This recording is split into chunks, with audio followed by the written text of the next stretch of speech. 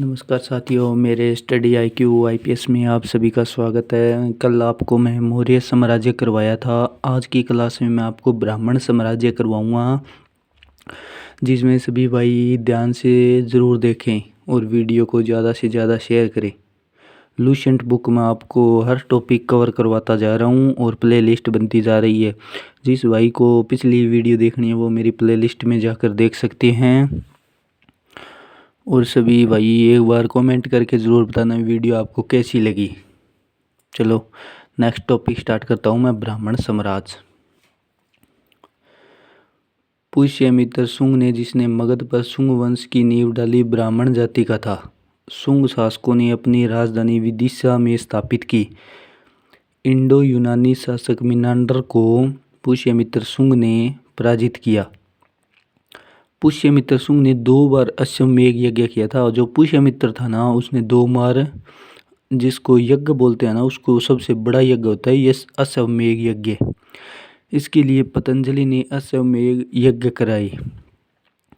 बरहुत स्तूप का निर्माण पुष्यमित्र शुंग ने करवाया था।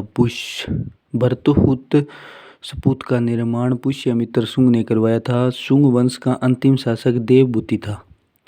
शुंग वंश का अंतिम शासक देवभूति था। इसकी हत्या 73 ईसा पूर्व में वासुदेव ने कर दी और मगध की गद्दी पर कण्व वंश की स्थापना की। कण्व वंश का अंतिम राजा सुशर्मा हुआ। कण्व वंश का अंतिम राजा सुशर्मा हुआ। आगे नेक्स्ट टॉपिक है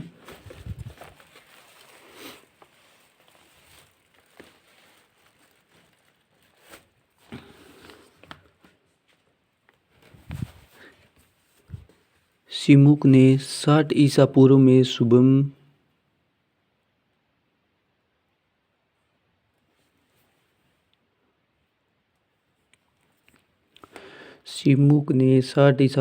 सुशर्मा की हत्या कर दी। सातवाहन वंश की स्थापना की। सातवाहन आंध्र वंश शासकों ने अपनी राजधानी प्रतिष्ठा गोदावरी नदी के किनारे में स्थापित की। प्रतिष्ठान महाराष्ट्र के औरंगाबाद जिले में है। सातवाहन वंश के प्रमुख शासक थे सिमुक, सातकर्णी, गौतमीपुत्र सातकर्णी, वशिष्ठ पुत्र पुलुमावी तथा यज्ञश्री सातकर्णी। सातकर्णी ने 2 अश्वमेध एवं राजसूय यज्ञ किया। सातवाहन शासकों के समय के प्रसिद्ध साहित्यकार हॉल एवं गुणाढ्य थे। हॉल ने गाथापत्सपति तथा गुणाढ्य ने भरतकथा नामक पुस्तकों की रचना की। सातवाहन शासकों ने चांदी, तांबे, शीशे, पोटीन और कांस्य की मुद्राओं का प्रचलन किया। सातवाहन अपना सिक्का डालने में जिस शीशे का इस्तेमाल करते थे वह रोम से मंगाया जाता था। ब्राह्मणों की भूमि अनुदान देने की प्रथा का आरंभ सातवाहन शासकों ने ही सर्वप्रथम किया। सातवाहनों की राजकीय भाषा प्राकृतिक एवं लिपि ब्राह्मणी थी। सातवाहनों ने हमें मृत्युतंत्रात्मक ढांचे का अभ्यास मिला। उनके राजाओं के नाम उनकी माताओं के नाम पर रखने की प्रथा थी, जैसे गौतमीपुत्र, वशिष्ठ पुत्र आदि। लेकिन सातवाहन राजकुल पितृत्वात्मक था, क्योंकि राज सिंहासन का उत्तराधिकारी पुत्र ही होता था। सातवाहन शासकों ने ग्रामीण क्षेत्रों में प्रशासन का काम गोलिमिक को सौंपा। गोलमिक एवं सैनिक टुकड़ी का प्रधान होता है, जिसे 9 रथ, 9 हाथी, 25 घोड़े और 45 पैदल सैनिक होते हैं। सातवाहनों की महत्वपूर्ण स्थापत्य कृतियाँ कार्ले का चैत्य, अजंता एवं एलोरा की गुफाओं का निर्माण एवं अमरावती कला का विकास। सातकर्णी एवं अन्य सभी सातवाहन शासक दक्षिणापथ के स्वामी कहे जाते थे। सातवाहन राजाओं ने उत्तर और दक्षिण भारत के बीच सेतु का काम किया। भारत के यवन राज्य नेक्स्ट पार्ट है। नेक्स्ट टॉपिक है भारत के यवन राज्य।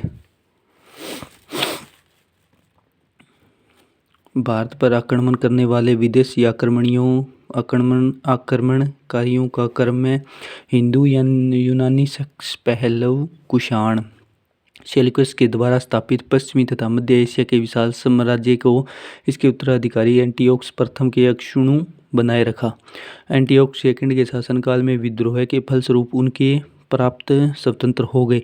बैक्टीरिया के विद्रोह का नेतृत्व डियोडोटस प्रथम ने किया था। बैक्टीरिया एवं डियोडोटस प्रथम के साथ इन राजाओं ने क्रम से शासन किया। डियोडोटस, यूथिडेमस, डेमीट्रियस, मिनांडर, यूक्रेटाइटस एंड एल्किडस तथा हर्मिक्स। भारत का सबसे पहला आक्रमण बैक्टीरिया के शासक हेमिड्रिड्स ने किया। इसने 190 ईसा पूर्व में भारत पर आक्रमण किया। अफगानिस्तान, पंजाब एवं सिंध के बहुत बड़े भाग पर अधिकार कर लिया। इसने शासन को अपनी राजधानी बनाया। इसे ही यूनानी का बैक्टीरिया यूनानी कहा गया है। हिंद यूनानी शासकों ने सबसे अधिक विख्यात मिनांडर 165 से 145 ईसा पूर्व में हुई। इसकी राजधानी शासनकाल आधुनिक सिलायकोट शिक्षा का प्रमुख केंद्र था।